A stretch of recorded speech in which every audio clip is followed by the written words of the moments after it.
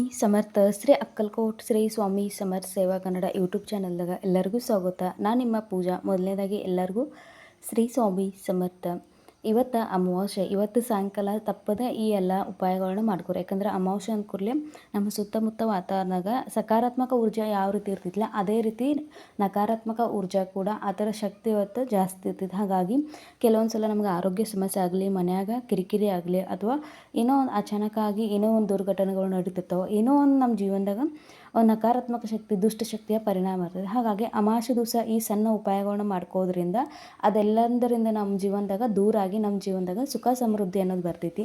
ಗುರುಮೌಲ್ಯವರು ತಿಳಿಸಿಕೊಟ್ಟ ಉಪಾಯ ಅತ್ಯಂತ ಸರಳ ಉಪಾಯ ಐತಿ. ಪ್ರತಿ ಅಮಾವಾಸ್ಯೆ ದಿನ ಸಾಯಂಕಾಲ ಪ್ರದೋಷ ಟೈಮ್ದಾಗ ಯಾವಾಗ ನಾವು ದೀಪಾರಾಧನೆ ಎಲ್ಲ ಮಾಡ್ತೀವಲ್ಲ ಆ ಟೈಮ್ದಾಗ ನಮ್ಗೆ ನಮ್ಮ ಮನೆ ದೇವ್ರು ಅಂದ್ರೆ ನಮ್ಮ ಮನ್ಯಾಗ ನಾವು ಏನು ಪೂಜೆ ಮಾಡ್ತೇವಲ್ಲ ಆ ಸ್ಥಳದಾಗ ಕೂತ ನಮ್ಗೆ ಸಾಯಂಕಾಲ 6 ಗಂಟೆ ಮುಂದೆ, 6:30 ಮುಂದೆ ಬಿಳಿ ಸಾಸಿವೆ ಹಳದಿ ಅಥವಾ ಬಿಳಿ ಸಾಸಿವೆ ಅಂತಾರೆ. ಕೆಲವೊಂದು ಕಡೆ ಹಳದಿ ಅಂತಾರೆ, ಕೆಲವೊಂದು ಕಡೆ ಬಿಳಿ ಸಾಸಿವೆ ಅಂತಾರೋ ಅದನ್ನು ತರೋರು. ಸಿಕ್ಕರೆ ಸಾಧ್ಯವಾದ್ರೆ ಈ ಸಿಕ್ಕರೆ ತೊಂಬರ್ರಿ. ಇಲ್ಲಾಂದ್ರೆ ನಿಮ್ಮ ಮನ್ಯಾಗ ನಿಮ್ಮ ಮನೆ ದೇವ್ರ ವಿಭೂತಿ ಏನಿರ್ತೈತಿ ಅಥವಾ ನಾವು ಪ್ರತಿದಿನ ಸ್ವಾಮಿ ಮಹಾರಾಜರಿಗೆ ಧೂಪ ದೀಪ ಮಾಡ್ತಿಲ್ಲ ಅದೇ ರಕ್ಷೆ ಏನಿರ್ತೈತಿ ಅದನ್ನು ಬಲಗೈಯಾಗಿ ತೊಗೊಂಡು ನೀವು 11 ಸಲ ಕಾಲಭೈರವಾಷ್ಟಕ ಸ್ತೋತ್ರ, ಇದು ನೀವು ತಿಂಗಳಿಗೆ 1 ಸಲ ಮಾಡಬೇಕು. ಪ್ರತಿನಿತ್ಯ ಕಾಲಭೈರವಾಷ್ಟಕ ಸ್ತೋತ್ರದ ಪಠನೆ ಮಾಡ್ರೆ ಉತ್ತಮ. ಆಗ್ಲಿಲ್ಲಂದ್ರೂ ಪ್ರತಿ ಅಮಾವಾಸ್ಯೆಗೂ ಕೂಡ ಈ ಉಪಾಯವನ್ನು ಮಾಡ್ಕೋರಿ.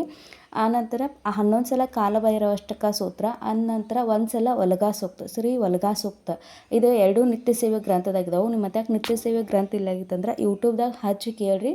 ಅನ್ನಕ್ಕೆ ಬರಲಿಲ್ಲ ಅಂದ್ರೆ 1 ಸಲ ಕಾಲಭೈರವಾಷ್ಟಕ ಸ್ತೋತ್ರವನ್ನು ಸಂಪೂರ್ಣವಾಗಿ ಅದ್ರ ಜೊತೆಗೆ ಸ್ವಾಮಿ ಮಹಾರಾಜರ 1 ಮಾಳ ಜಪ ಇದನ್ನು ಸಂಪೂರ್ಣ ಆ ವಿಭೂತಿ ಏನು ರಕ್ಷಾ ಅಥವಾ ಏನು ನಾವು ಕೈಯಾಗ ಅಂಗಾರದ ಏನು ವಿಭೂತಿಯನ್ನು ತೊಗೊಂಡಿರ್ತೇವಲ್ಲ ಅದನ್ನು ನಮ್ಮ ಮನ್ಯಾಗ ಪ್ರತಿಯೊಂದು ಮೂಲ್ಯಾಗ ಚೆಲ್ಲಬೇಕು. ಅಂದರೆ ಒಂದು ಸ್ವಲ್ಪ ಹಿಂಗೆ ಊದಬೇಕು. ಟಾಯ್ಲೆಟ ಬಾತ್ರೂಮ್ ಬಿಟ್ಟು ನಮ್ಮ ಮನ್ಯಾಗ ಪ್ರತಿಯೊಂದು ಮೂಲ್ಯಾಗ ಇದನ್ನು ಇದರಿಂದ ಏನಾಗ್ತಿತ್ತು ಅಂದ್ರೆ ನಮ್ಮ ಮನ್ಯಾಗಿರುವಂಥ ನಕಾರಾತ್ಮಕ ಶಕ್ತಿ ಅಲ್ಲೇ ನಷ್ಟ ಆಗಿ ಸಕಾರಾತ್ಮಕ ಊರ್ಜೆ ಅನ್ನೋದು ನಮ್ಮ ಮನ್ಯಾಗ ನಿರ್ಮಾಣ ಆಗ್ತೈತಿ. ಆ ನಂತರ ಪ್ರತಿದಿನ ಕೂಡ ನೀವು ಕಾಲಭೈರವಾಷ್ಟಕ ಸ್ತೋತ್ರ ಮಾಡೋದು. ಈ ನಂತರ ಈಗ ನಮ್ಮ ಮನ್ಯಾಗ ಸಣ್ಣ ಹುಡುಗರು ಇರ್ತಾವೆ ಅಥವಾ ದೊಡ್ಡವರಿಗಾಗಲಿ ಏನೋ ಒಂದು ಆರೋಗ್ಯ ಸಮಸ್ಯೆ ಇರ್ತೈತಿ ಅಥವಾ ಹುಡುಗರು ಕಿರಿಕಿರಿ ಮಾಡ್ತಿರ್ತಾವೆ. ಪ್ರತಿ ಅಮಾವಾಸ್ಯೆಗೆ ನಾವೆಲ್ಲರೂ ಕೂಡ ಗಾಡಿ ಪೂಜೆ ಎಲ್ಲ ಪೂಜೆ ನಮ್ಮ ಮನ್ಯಾಗ ಎಲ್ಲ ಪೂಜೆ ಸ್ವಚ್ಛ ಮಾಡಿ ಪೂಜೆಯನ್ನು ಮಾಡ್ಕೊತೀವಿ.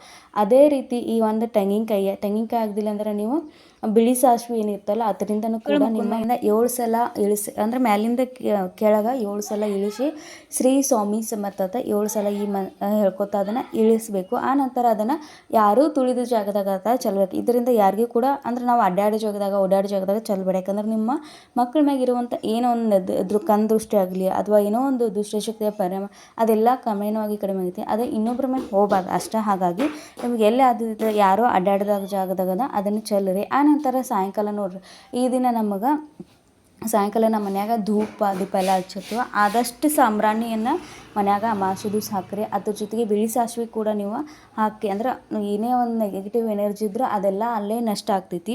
ಹಾಗಾಗಿ ಈ ಉಪಾಯವನ್ನು ಖಂಡಿತ ಮಾಡಿ ನೋಡಿರಿ. ನಿಮಗೂ ನಿಮ್ಮ ಮನಸ್ಸಾಗಲಿ ಮನ್ಯಾಗಾಗಲಿ ನಕಾರಾತ್ಮಕ ಶಕ್ತಿ ಇತ್ತಂದ್ರೆ ಕ್ರಮೇಣವಾಗಿ ಕಡಿಮೆ.